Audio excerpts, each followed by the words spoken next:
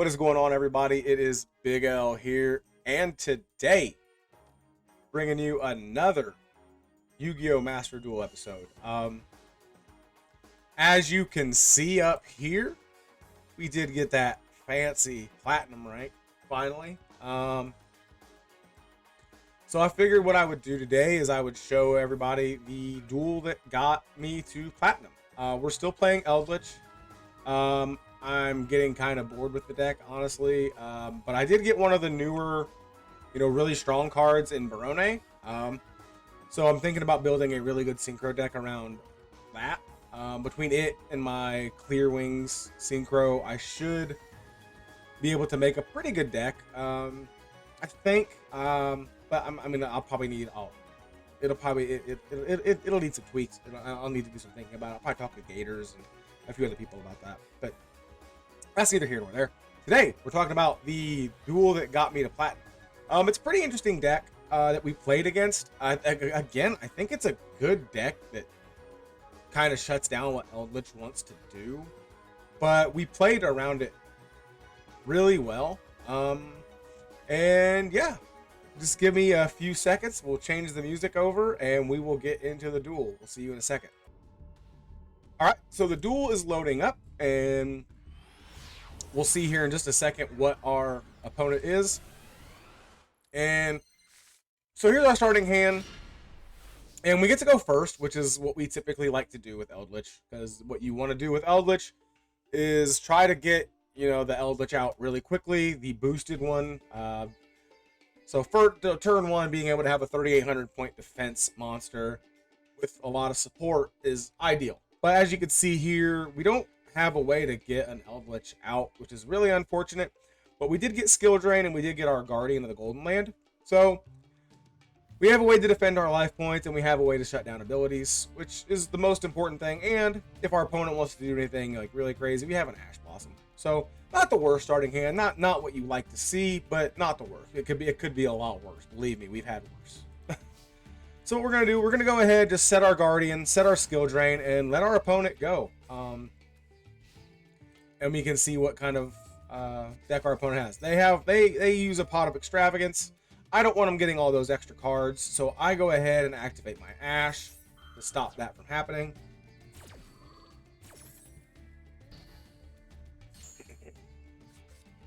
They go ahead and set the Necro Face. I'm like, I see what its ability does.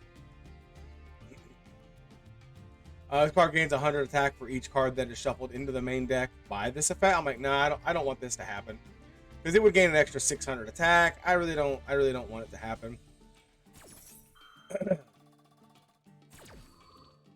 So I go ahead, shut that down. It tries to go for an attack. I go ahead and say, nah, I'll go ahead and activate my Guardian.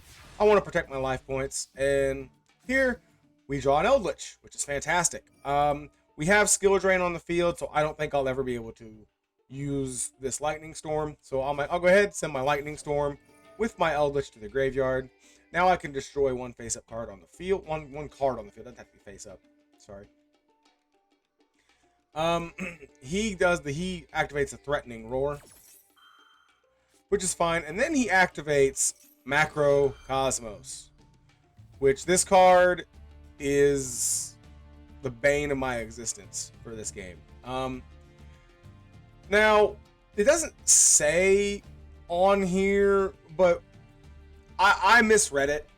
Because the way Eldritch works is so much of what Eldritch, the deck, wants to do revolves around bringing stuff in and out of the graveyard, sending cards to the graveyard to activate effects. And with this card up, I'm not sending anything to the graveyard. I'm sending stuff. Stuff is being immediately banished. So that means, if you look at the Eldritch, if this card's in my graveyard, I can send one trap or spell I control to the graveyard to get it out, essentially, and then be able to special summon it. I can't activate that kind of effect if I can't send anything to the graveyard. but I didn't read it correctly whenever he activated it.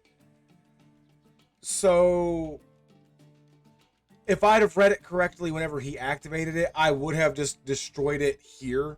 He should have waited to activate this, in my opinion. But it didn't matter because I misplayed. I sent Threatening Roar to the graveyard instead because I was thinking, oh, I'm gonna get my Eldritch out. I want to be able to attack. And so that was a huge misplay on my part. I should have gotten rid of Macrocosmos, and I didn't. And so yeah, so essentially I can't bring Eldritch back to my hand because I can't send my Guardian to the graveyard. It has to be banished. So that's why I really misplayed and why I didn't make, the most basic of plays with Eldritch. So this card really shuts down what I want to do. He essentially just sets one and passes his turn. I draw an Eldritch for Black Awakening, which is really, really good. I go ahead and I activate it, and I get an Eldritch out of my deck. But it has to be in defense position, which is fine because he doesn't have anything he can really do to me anyway.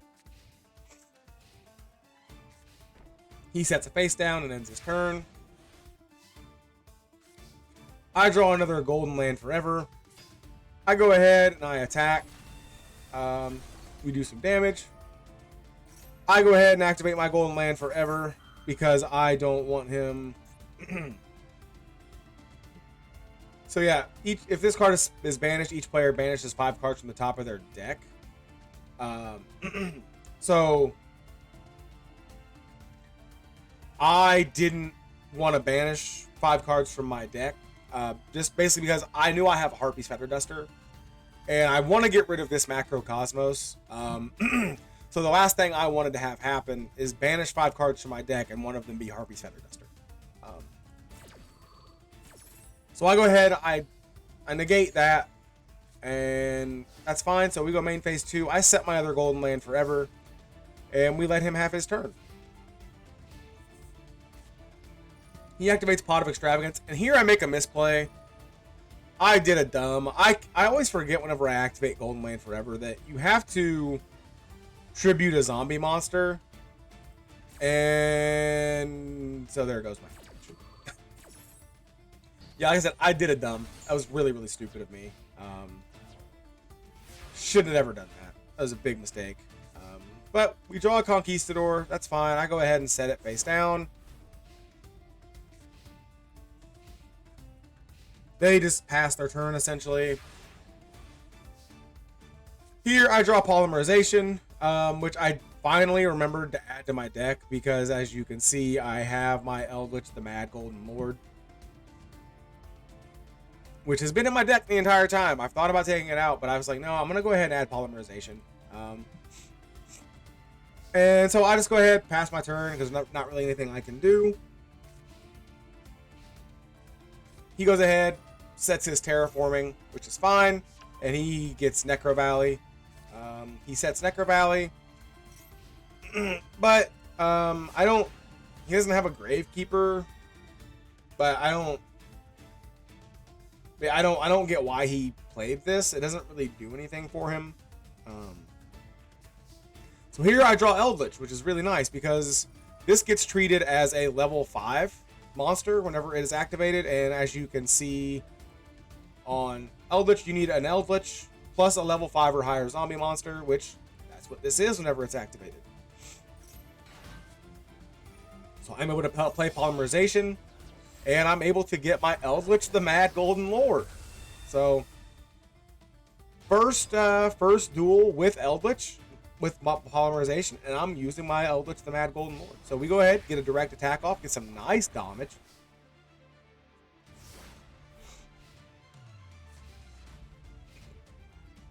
And here he banishes that, and he gets out his Golden Castle. And I didn't read what this does because I'm not very smart. The old stereotype of Yu-Gi-Oh players don't read. So I do the dumb. I should have read what this did. I just read once per turn you must banish 10 cards. I'm like, oh, okay, you know, whatever, that's cool. I'm just gonna attack for game. Why not? And if I'd have continued to read what this card does, you can once per turn, when your opponent's monster declares an attack, you can destroy it. I didn't read that because I'm not very smart. So if I'd have just waited a turn, I could have flipped this, destroy one face-up card on the field, and yeah. But it is what it is. So we're just out here making things harder on ourselves. So he's busy. I thought before he played this that he was gonna just try to deck me out. But then he played this, and it's like, okay, he's got to send cards to his graveyard every to get to banish cards every turn. So I'm wondering at this point. I'm thinking to myself, I know there's a monster that doesn't need any tributes, doesn't need anything special to be able to be summoned, that gets attack and defense based on cards in the that are banished. And I'm trying to remember. I couldn't remember the name of it. But at this point, I'm like, maybe he has that. Maybe that's what kind of deck this is, because everything is kind of revolving around banishing cards and sending them to the graveyard. Here, I get my Cursed Eldland. It can't really do anything for me, but I go ahead and play it. He activates his Golden Castle, sends 10 cards to the grave, does nothing else. I get to draw. I get an Eldritch. I get a Scarlet Sanguine, but that doesn't do anything for me because I can't get anything out of the graveyard, and my other two Eldritch are banished. So can't get it out of my hand. I'm just sitting here at this point. I'm literally just drawing and waiting for either Monster Reborn so I can get my Eldritch out of the graveyard, or my Harpy's Feather Duster so I can wipe his back. That's essentially all I'm doing at this point. He banishes another 10 cards, and then he summons his Grand Maju. Grand Maju is the card I was thinking of. And this card's attack and defense are equal to the number of banished cards times 400. And as you can see, he has 47 cards banished, but we have Skill Drain. So I don't know if he thought this was unaffected by Skill Drain. But he brought it out. He was playing for this the whole time. And I go ahead and play my Conquistador just for reasons. And he goes ahead and he doesn't even scoop. He DCs, which, whatever, dude. Like, but that's the duel. I didn't understand why that. I would have thought if they didn't have a way to deal with Skill Drain, I would have thought they would have just kind of scooped to begin with. I would imagine Skill Drain isn't a super uncommon card. It's a really, really common card to see, especially with as common and as meta as Eldritch is. So the idea that that deck doesn't have a way to deal with something like Skill Drain seems weird to me. But I mean, it is what it is. It could have been one of those cards that he banished early. I don't know, with that first pot of Extravagance.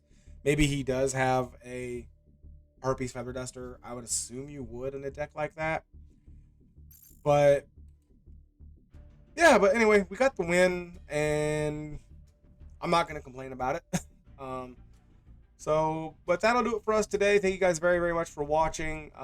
If I could, other than the mistakes that I know I made and I pointed out, if I could have done anything differently, let me know in the comments, and we will see you guys in the next one.